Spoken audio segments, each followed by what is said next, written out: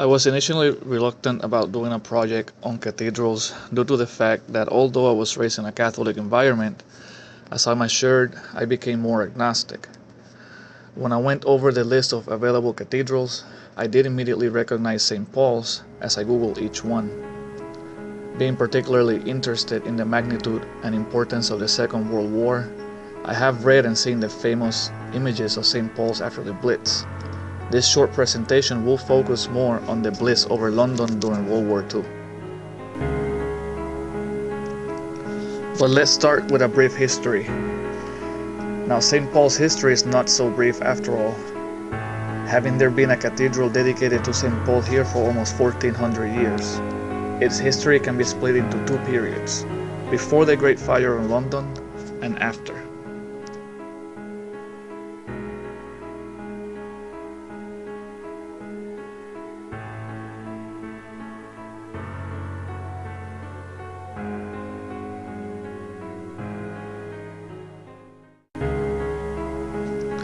The Great Fire of London started on Sunday, September 2nd, 1666.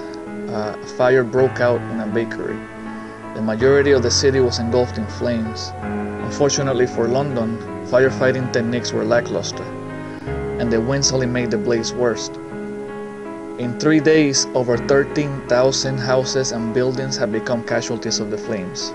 The exact number of human casualties is not known, due to the fact that record keeping in poor neighborhoods was simply non-existent. Nevertheless, relative to the actual scope of the fire, casualties were relatively low.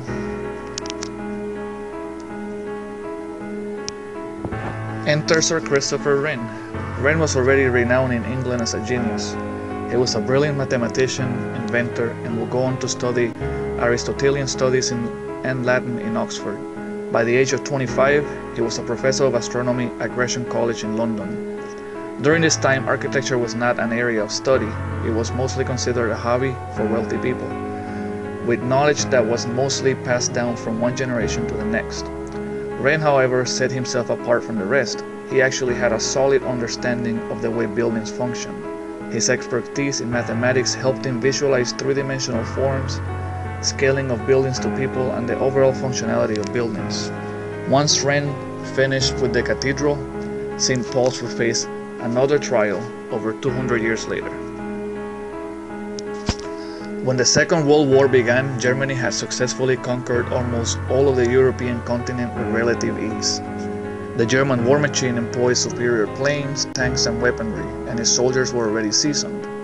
On May 7, 1940, Germany began what is known as one of the largest air campaigns in human history, better known as the Blitz. For 8 months, Germany bombed England non-stop. Germany dropped enough bombs to completely decimate London.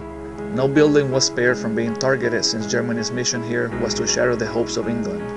It was psychological warfare through the hands of the German Luftwaffe.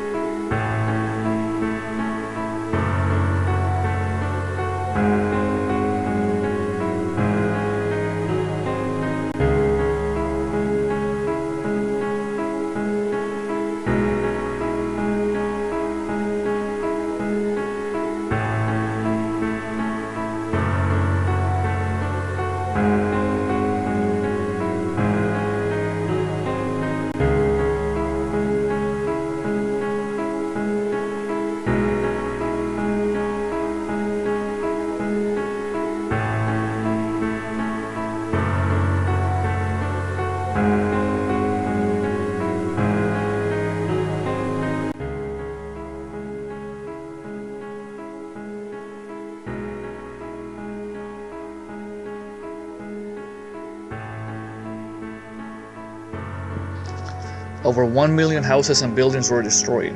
Casualties were near 50,000, mostly civilians, yet the cathedral survived relatively unscathed.